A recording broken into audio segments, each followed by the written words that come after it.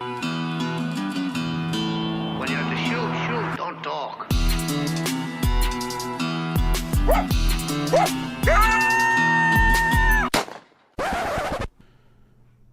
All right, thanks for joining us for another Trap House podcast.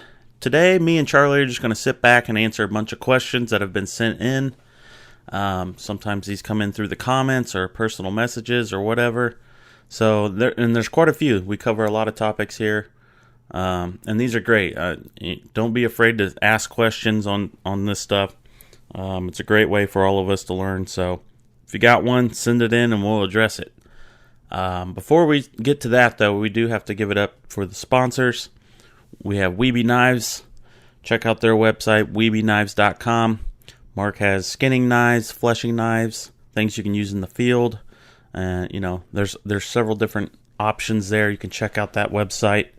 Also, Top Lot Stretcher Company.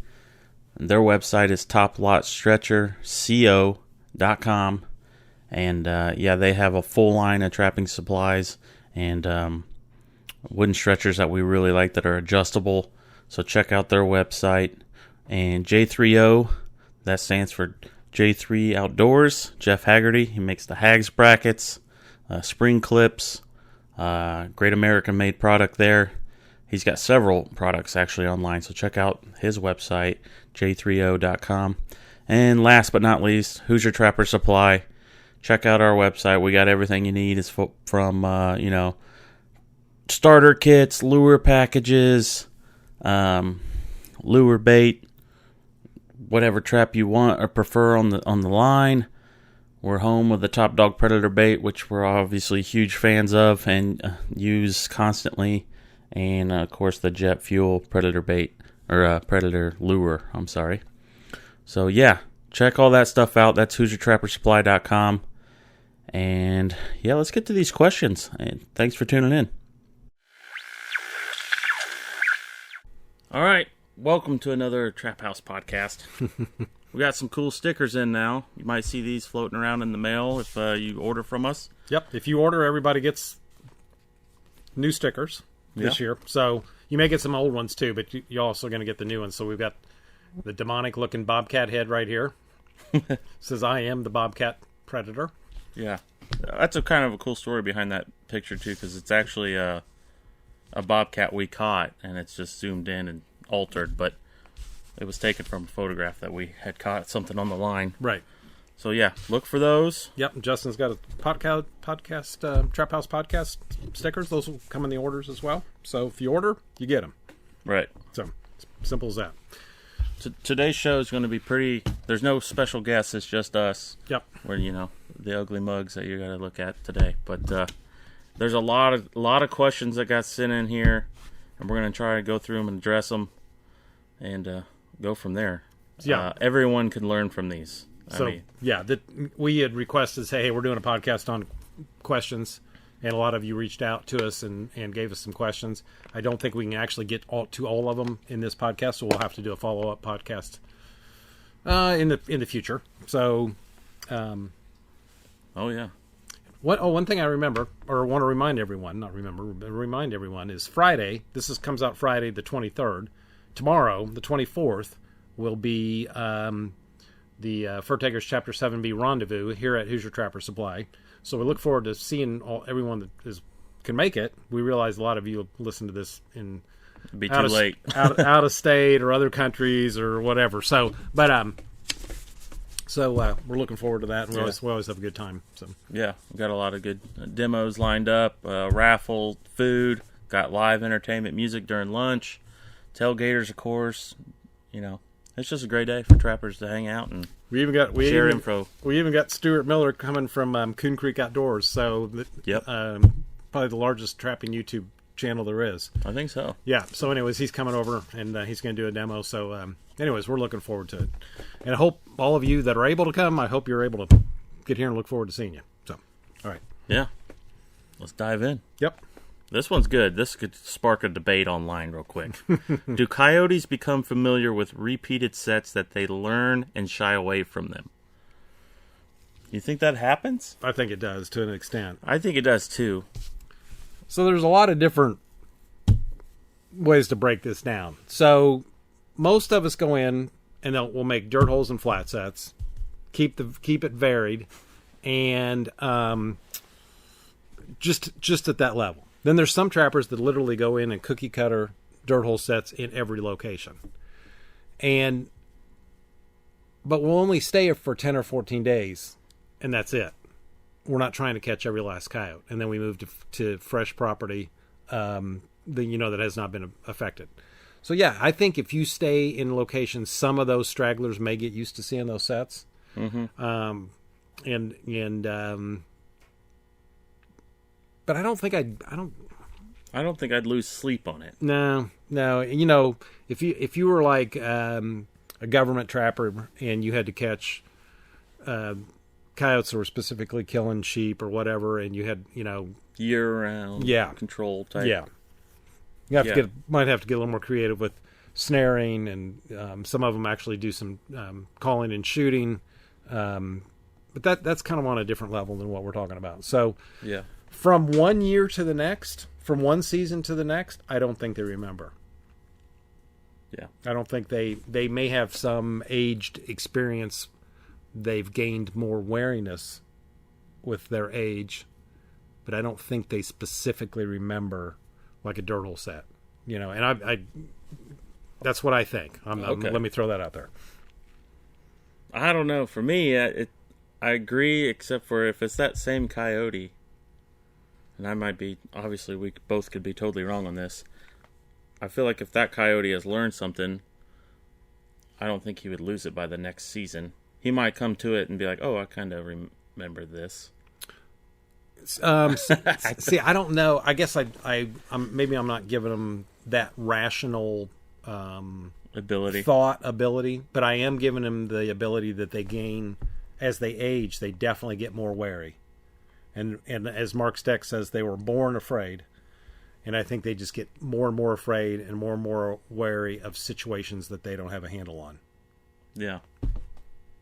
So yes, I agree that they may have a familiarity with that set. Let me put it that way. I'd say they might be familiar with it, but they still wouldn't hesitate to keep them from getting in it and getting caught, or working the set, or getting caught in a specific set. So right, you can make all if you're in a scenario like that and you've got coyotes that are getting tough to catch. Like I said, you may have to get creative. You can make dirt holes that don't have any scent with them at all. You can make a mound near your set and catch them up on the mound. I mean, just just do things that are going to be a little out of what you typically would do. And like I said, most of us don't trap like that, where we're going to have to be that concerned about animals,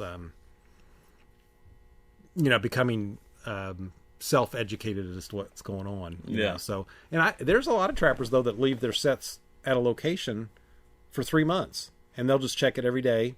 And then when the season's over, they'll pull it. And they'll go through spurts. They'll tell you. They'll go through spurts and they'll catch some coyotes. And then things go quiet for 3 or 4 weeks, or 2 or 3 weeks. And then they'll start catching again. And then they'll do that kind of through the season. But basically, that's coyotes that are traveling through. It's after the dispersal. Yep. And so they're trying to figure out their home ranges or whatever. So in that scenario, they're not really gaining that information. You're just seeing new coyotes. So. Yeah. Let us know what you think in the comments. This could be, Everybody be... Well, I just think back ever since I started trapping, whatever, it's 15 years or so, I've trapped the same farm right around the corner, and it's usually at the exact same spot. There's a bridge intersection, and it's home run. It makes sense. But that same spot over and over, I know there's been times where coyotes just not care and walk by, see the tracks in the mud, whatnot, and it's just like every time. But I think that's a different scenario. You think so? I don't think it's because they recognize the dirt hole set. I think it's the frame of mind that they're in, that they're just walking by and not even thinking about your set or... Yeah, they do that anyway, yes. Right. So I'm saying over a period of time, if I've been there long enough, that particular season too, like I've already caught the cream, the young pups. Right. That part of it's already done with. So am I just waiting it out and then waiting for more to come in, and those are not paying attention? Yeah. Yeah. Who knows? Yeah. moving on. Are coyotes and fox afraid of bobcat scents? Go ahead and read the next one, too. Okay. Explain why you exclusively use bobcat urine on your sets. I would have thought fox would shy away from it. So, me and you are going to be on the same page with this one, I'm sure. yeah, when we trap around here, we typically use coyote urine or fox urine, or we're not. We're not. We use both. So when we go out of state, we normally just use bobcat urine because it's got a different smell to it. It's definitely got it's got that strong cat smell to it. Everything's attractive to it. Foxes, coyotes, bobcats, of course, badgers. I would just say predators in general. Right. Raccoons. Yeah. All that stuff is attracted to it. And none of them are scared of it or shy away from it. I think one that we hear even more often is I would never use coyote urine because it scares the foxes away. Because in a true scenario, the foxes and the coyotes don't get along. So, and the coyotes are going to be the dominant one in the area. They're going to be there. They're in competition with each other for the area, for the food source, whatever. So, but you will catch plenty of foxes on coyote urine. There's no truth to the fact that they're scared of coyote urine.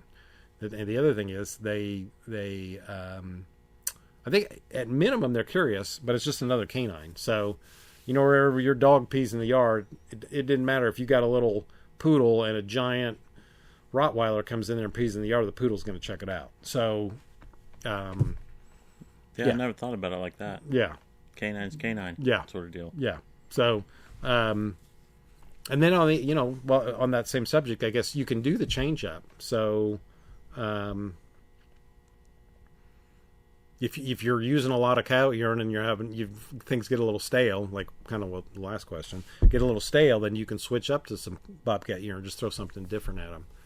A lot of times we have a lure called finicky feline, and we have found that stuff it catches coyotes and foxes and bobcats. Of course, it was designed for bobcats because it's got some catnip in it. But gray foxes love that stuff. So, they do. Don't mess around with that. Yeah, get caught. And we don't list it on our lure bottles, but for instance, Russ Carmen's lures, on like all his, he'll list specifically it's for fox, coyotes, bobcats on the label. So it's appealing to all three, and I think that's on virtually every one of his labels. So which I think makes sense. I don't know of anything that's exclusive for one animal that won't attract the other animals. Right.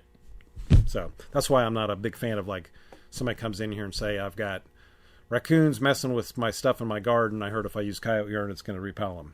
It won't. So, no, might attract them. Yeah. Okay. When digging our trap bed, how much space would there be underneath the trap for the chain, maybe rain or water, etc.?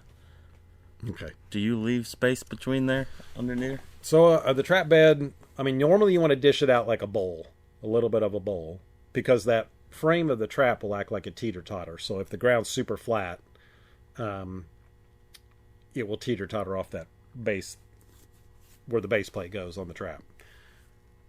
Some guys will actually maybe take the back of their sodbuster hoe and dig a little trench for that plate so that it doesn't want to move. Keep the trap bedded easily. So you've with the dished out trap bed, basically your jaws are resting on that's the 4-point deal. So the jaws are resting here, here, here, and here, and it's not technically resting below that. As far as the chain and your shock spring and whatever else you use, you can bury it down there and then cover it kind of back up, or you can just dig a little place to the left or right of the trap and put that in there. I run a long chain, so and the shock spring, so I just kind of, probably every set's a little bit different because you can deal with rocks or roots or whatever. Mm-hmm. But I just dig a big enough area and just get that in there. A lot of times you can rest your loose jaw on the shock spring. That's what I was going to say. So that's what I normally do with mine, because my shock spring, on several dozen traps I've made or put together, the spring is closer than yours is. So it's already like right in that area. And I just turn it sideways, and that loose jaw can sit right on top of that spring evenly and give it some stable, Right. There is an idea that I saw in the past where a guy took his auger, he was using the auger on a drill, and in the trap bed, he actually drilled a hole as far down as his auger would allow him to go and cleaned that hole out. So below the trap itself was this 2-inch hole. That'd be roughly what you want. And the trap was set in over the top of that hole. And his thoughts were that if you had a rain that would drain into that hole, so your trap wouldn't necessarily be sitting in water. And but his bigger thought was if you had crusting freeze, not hard freeze, but crusting freeze, that warmer ground below that set, get below the frost layer. Would be coming up. That warmer air from below your set would keep your set less likely to freeze. And there is definitely some merit to that. Now, when you do that, you're going to have a lot of dirt, so you're going to have to kind of get that out of there. But it's an interesting thing, and you might, for those of you that like to experiment around, you might try that. So some guys will make, if they're setting in a location that will allow it, if you've got a little bit of an incline or whatever, they'll actually maybe make a little trench or something to drain water away from your set if you're going to have a whole lot of rain. Generally, if you're going to have a lot of rain, and we've been on plenty of trapping trips where we have, you're going to generally make more flat sets so you don't have your dirt hole filling up with water or that kind of thing. So anyways, that's I've seen the same. Let's go to that one next. Scenario with you said like a couple inch hole. Mm-hmm. I've seen it where you just take your driver and just plug a few holes deep like that. Right. Drive it. Same idea. Just because I feel like if you got your hole too big and you did have a washout, your top covered layer or whatever you were using might wash through and fall underneath. Then you have an exposed trap, or semi-exposed. Right. Or at least outline the jaws. Right. Which you're probably going to anyways if you have a lot of rain, but yeah. True. Depending on what cover you use. Which one you want to do, Charlie? Let's go to this one right here because it's kind of related to that. Yeah. After a snow or rain, do you need to rebait or relure sets? I know some trappers that just plain never do it the whole season as long as the set doesn't make a catch. Re-urine, yes. That re-urine, it becomes diluted, whatever. So that's like every 7 days. Or after a rain, or after you make a catch, you may or may not need to re-urine because everything's going to smell like the pee of the animal that you just caught. As far as bait, as long as there's bait in the hole, you do not need to relure or rebait. Just plain, you just don't need to. Right. For instance, our top dog, there's actually an ingredient in there that's kind of activated by some moisture. So if even further activated. So if that's standing in water, that set's just fine. Just leave it. That dirt hole standing in water, it'll be just fine. You will be surprised how many coyotes you catch in that scenario. Yeah, floating coyotes. Yeah. I call it a top dog gumbo. It's like a soup. There's top dog floating in there. It's not very pretty looking, but coyotes like it. Yeah. And then reluring sets, unless it's just a gully wash of rain, I don't think I'd worry about it. Yeah, it's amazing the sense of smell that a coyote has. Now, I guess to back up, you could start running all kinds of scenarios. This is just the question, but so it's going to get super cold, and you're using a mild smelling lure. Then you might want to put a stronger smelling lure at your set to compensate for that super cold weather, because cold weather suppresses smell. So you're going to want something stronger in smell. So. Yeah, makes sense. Let's move along to the one right under it. This one's still related to weather here. Okay. Yeah. Is wax dirt the only way to go for battling Indiana weather? Above freezing days, below freezing nights, with possible rain that freezes overnight or light snow. Basically, we got everything going on here in Indiana. Freeze, thaw, rain, snow, back and forth. It's hard to keep the trap functioning sometimes. Which most of the country can identify with that. Other than the northern states, normally up there, once it gets cold, it's cold, and they just have to deal with, they're going to snare or whatever, depending on how deep the snow is. Right.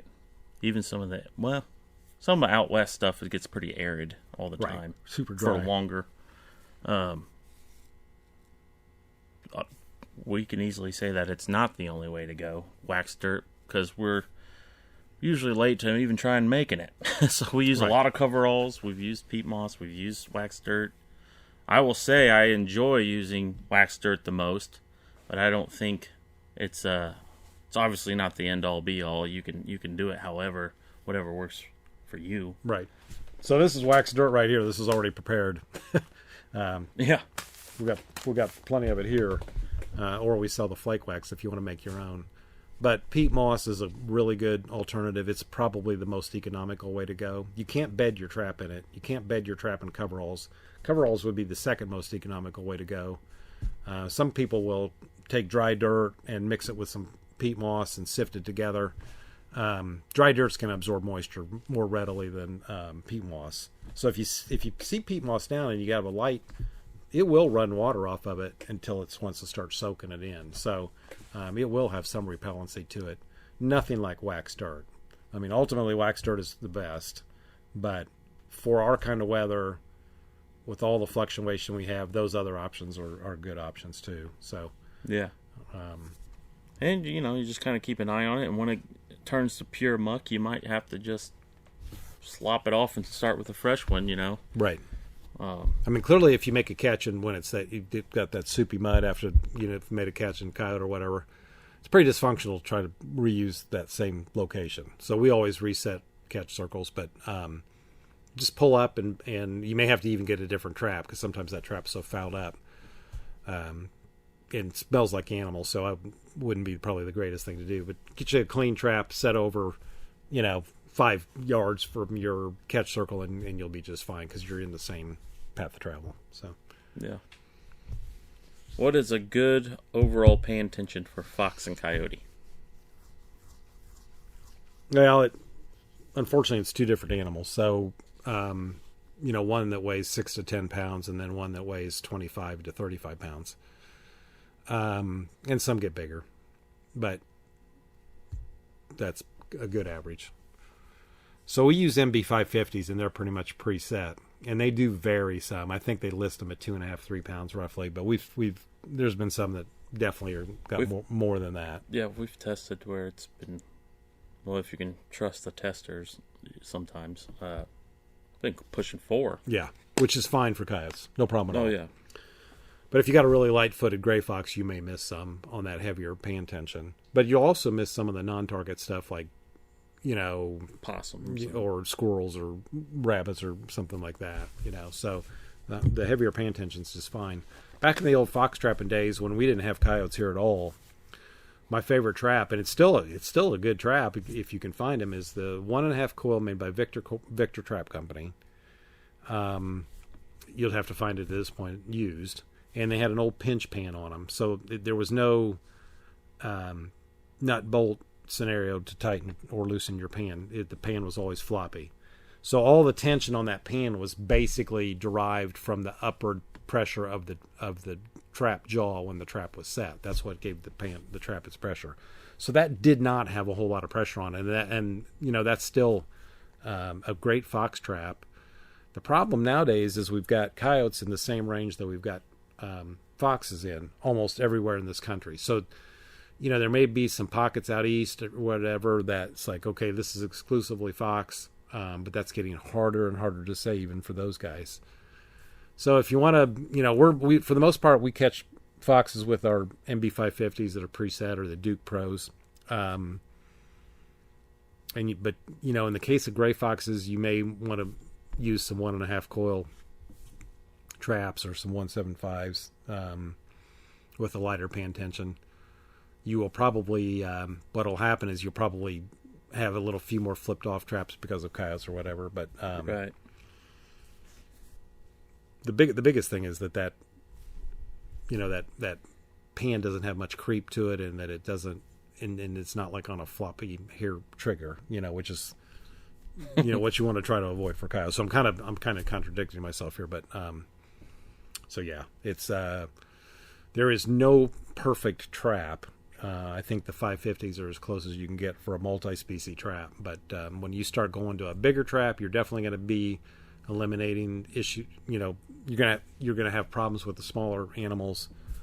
Plus, it's just a lot of heavy trap on a smaller animal's foot. But I think some of you're just gonna have to kind of find that middle ground with either those pre-adjusted 550. Well, it's a posi trip, but it's a pre-adjusted 550s or the Duke 550s or that type of trap, which actually the pressure is derived from the upward pressure of the jaw. Or you have to just get to some, like a Bridger number 2, and you just have it at a lighter pound tension and just hope that it works on both. So, yeah, I'm with you. Moving on. Waxing and dyeing.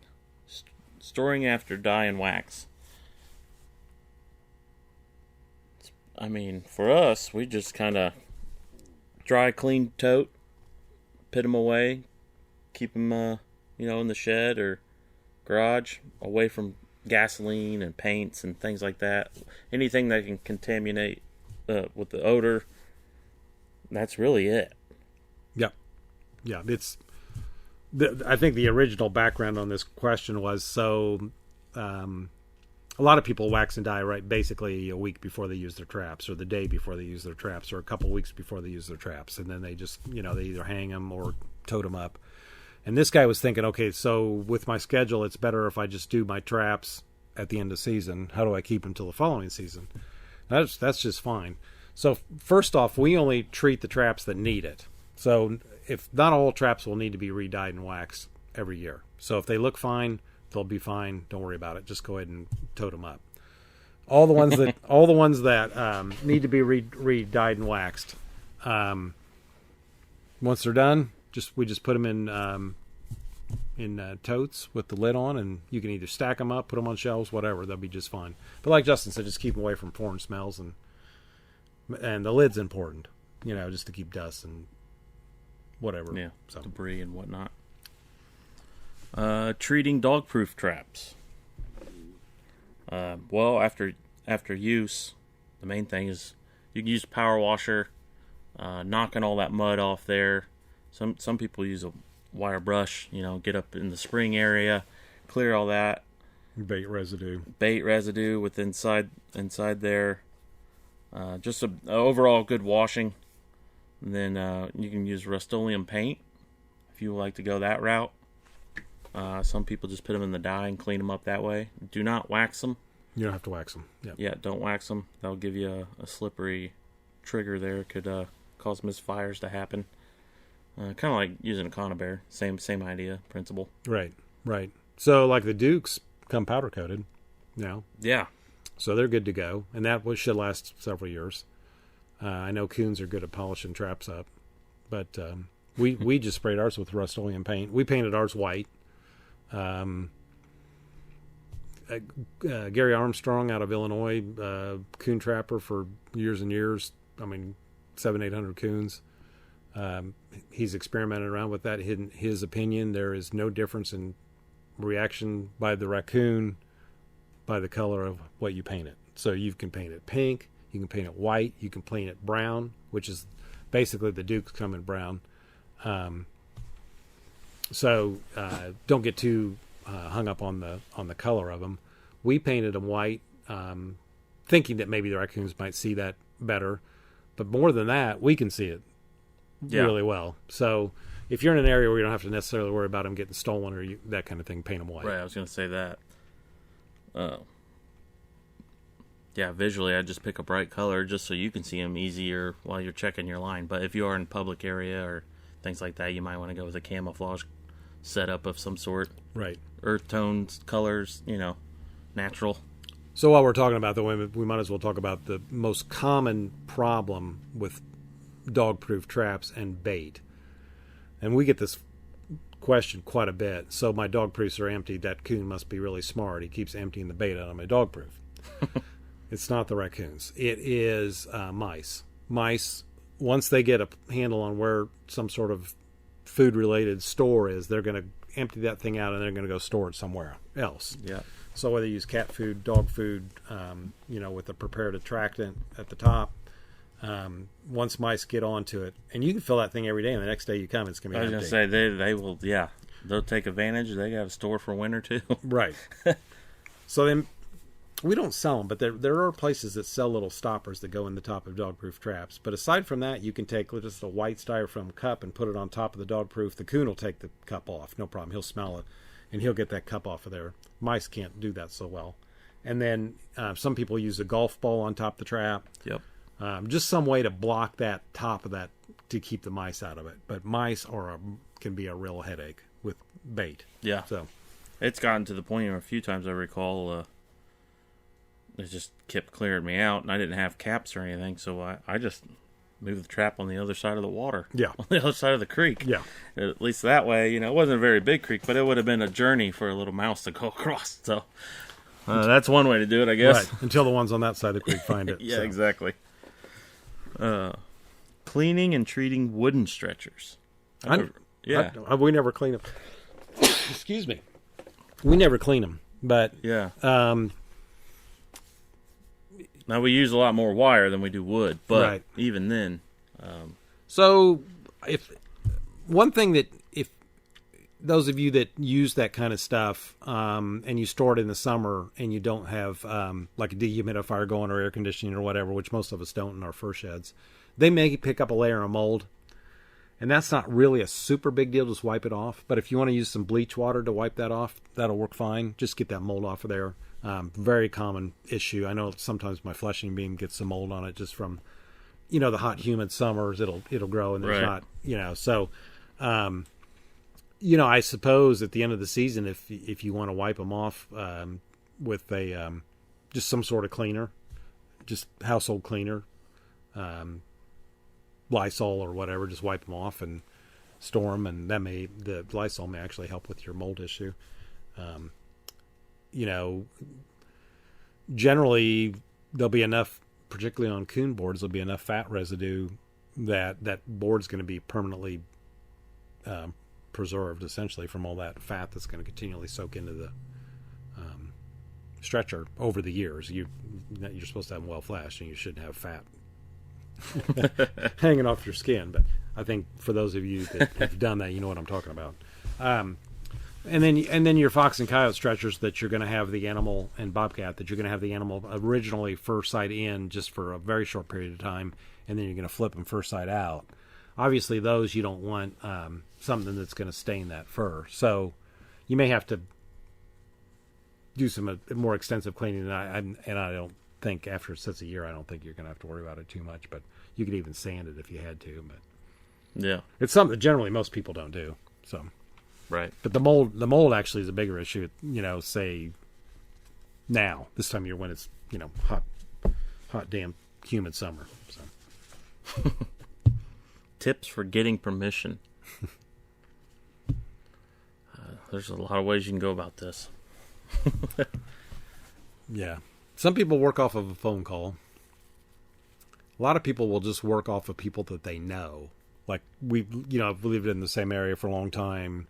Get to know farmers, and you kind of network off of them. Or even door knock. That used to be the way. Everybody just door knocked, and I think the big thing with farmers is if they're really busy and they're in a crunch and they're out in the field and they're trying to get their crops in, unless they're just sitting there in the truck or whatever waiting for the combine to come, sometimes bothering them. Yeah, flagging them down while they're trying to... Yeah, may not be the greatest idea. I will say that back in the 70s and 80s, during the fur boom years, farmers got sick of it. They were so tired of trappers and coon hunters because prices were high. Everybody was doing it, and they were over it. They didn't even want anybody asking them. And they got to the point where it was, some of them would be pretty belligerent about somebody stopping and asking. So we're way past that now. So generally most farmers are open to the idea of trappers unless they have someone already there, because most of them want some level of control. Usually raccoons is their biggest problem. Right. Like our area, where there's very little livestock in this area. The ground's all grain farming because I think it's more valuable that way than to run livestock. But if you got areas where there's livestock, then clearly that's a selling point for your coyote control. So, yeah, just, go up, don't look like a complete slob about it, try Put to on your Sunday best. Yeah, you don't have to do that. But I mean, try to, if they don't know you and you want to try to make a good impression, I guess the first time is what I'm saying. So, yeah. If you got a little card with your name and contact on it, that's a good idea. I think that's the biggest part, because whoever you're talking to probably will forget or whatever. If you can leave them something, right, then you can have a contact point for them. Then vice versa, you might be able to get their number there on the spot. So when it gets closer to season, you'll be like, hey, what time's a good time I can start? I don't want to mess up your deer season. Or let me know when you bag something, and I can get in there and take care of some predators. Right. Yeah, a lot of times you're going to have to wait till after deer season. So once they get to know you, then usually you're fine. You just give them a touch-base phone call every year. But the new ones, nowadays, like I said, it's not that difficult. I got it. I don't. You got to get used to some rejection. If you get, if you're door knocking and you get turned down 2 or 3 times, I realize that sometimes it's hard to motivate yourself to go continue to knock on doors, but that's what it takes. So, if you're looking for new property, but changing traps after the catch. This one's a big one too. Yeah, a lot of people talk about what they should do or shouldn't do. If we're talking about leaving the trap at the same location, we're not putting a new one in. We're resetting that exact same trap. Everything in that area stinks now, including the trap. Right. So everything smells the same. And as far as moving from that location, we wouldn't reuse that trap until it gets cleaned again, taken care of, dyed and waxed.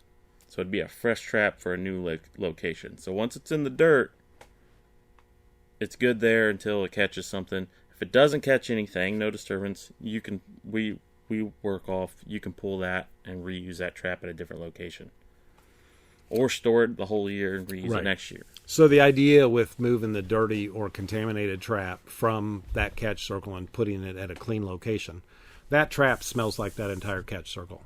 So the idea of taking that trap and moving it to a clean location, that trap has got a lot of smell to it. And it's not like the animal knows there's a trap there, nothing like that. They don't have that type of brain.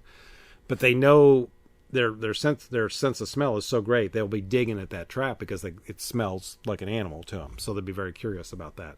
Which could result in a catch, meaning in your mind going, okay, this isn't a big deal. Right, but statistically, if you do that over and over, it's catch up to you and realize, okay, that's what's wrong. So yeah, a lot of times you'll just have more flipped off traps, just fire traps with no catch because they're digging at it. They're, or even rolling. Right. So yeah, it's something you want to try to avoid doing that. If you're in a pinch during the season and you got to move it to a different location, just try to wash it off in a creek or something and just set it. But none of this is written in stone. But best case scenario is if you've got a trap that has caught an animal, when you pull that trap, ideally you should try to clean it, which would mean dyeing and waxing again. But so typically before we go on a trip, all the traps that we've used around here all get dyed and waxed again. So, and I know most serious trappers do that. Some don't, but most do. Yeah. So I don't. Heck, some don't do anything, and they wonder why their traps rusted out. Yeah, a lot of trap prep is maintenance related. It's just to keep that trap in good working condition. Right. Trap chain setup with J.C. Connor shock springs. Could you use a cable? You could. Never thought about it. But the cable's going to kink up, and you're going to have to replace it, and you're only adding like 6 to 12 inches of chain below the shock spring, which is pretty inexpensive. Yeah. And it's a lot more durable over time. The worst thing about that cable is if it's hard to get it to lay flat when you're wanting to cover it up. And if you've made a catch, then it's going to be kinked up, and it's going to be really hard to cover it up because it's going to keep wanting to pop up. So for those of you that drive the cable stakes in and you got a little bit of cable stake sticking out because you got it, your driver fell off or you hit a rock or whatever, you cannot get that piece of cable bent down. Yeah. It's virtually impossible. Methods to help with that, though. Obviously, you can fold it over and your trap lays on it. But I've also taken it, flipped it down on itself, and pushed it the top end of it in its own hole. Right. That's a good way for that, too. Right. But yeah, that would be it's a pain. Headache. Yeah. And one other thing I would consider with that, because it does happen fair amount, especially depending on the thickness of cable you would use, coyotes can chew them. They've chewed out snares before. Right. Right. So it's something, I mean, to consider. Better safe than sorry in my book. Right. Right. And you'll be replacing cable, and even though the cable is cheaper than chain, you'll be replacing the cable if you do this, which we don't recommend, quite often, and it will end up costing far more than that little piece of chain ever cost you. So, yeah. Plus the headache of dealing with it. Yeah. So once you get it on there, once you're set. Right. Yeah. And the cable stakes, they don't chew those because you've got them well seated into the ground, except like the one we were just talking about with the pig sticking out. But, so, anyways. That was a list. We just covered a lot. We did. And if These are great questions, by the way. Keep sending them in. We'll do another podcast like this. I've already got a few questions that we can do for the next one. Yeah. And I can tell, we do these podcasts, and I can tell season's getting closer. Obviously, we're busy in here, but it's getting me pretty excited. Yeah. I'm ready to go start getting traps ready and go. Won't be long. Yep. Be out in the woods and fields and stuff. So I just got back from the Trappers College Saturday. Was up there all last week. And if you ever get the opportunity to go to the Trappers College, I highly recommend it. There is more trapping knowledge at that, because there's there's 5, 15, there's I'd have to add it up, but there's 16 or 17 instructors there, and most of them are older. So you're talking about years and years of knowledge, potentially 500 to 700 years of trapping experience in those instructors. So it's an awesome experience, and they'll put you in the class that maybe is appropriate for your level of experience. But it's a week long. I meet some awesome people there. There's people there from all over the United States. We had people there from Hawaii. There was people there from Canada. There were this year there was not, but we've had people there from South Africa, Spain. Trying to think where else. I don't know. Anybody from the UK? I don't know if we ever had anybody from the United Kingdom or Australia. I can't. I don't know. I've only been there. I've only been there 9 years. So one of the instructors that had been there for 40 years, he retired this year at an even 40. So once you go, you're going to probably stick with it. So the way it works is you stay at a YMCA camp, and that's where you sleep and your meals come from and all that. And then you actually trap in a Indiana Fish and Wildlife area that they give us permission to use as the college, because it's out of the season. So it's a great week. So I highly recommend it. Yeah, I did not go. I stayed back. I went to the Indiana State Convention. Yeah. So supporting the home team. Yeah. So yeah, we have. So anyways, I just want to mention that if you ever get the chance, go to the Trappers College. Yeah. All right. Well, thanks, guys, and we'll catch you on the next one. And if you got time by the time you see this, come on out tomorrow for the rendezvous. Yep. And keep those questions coming.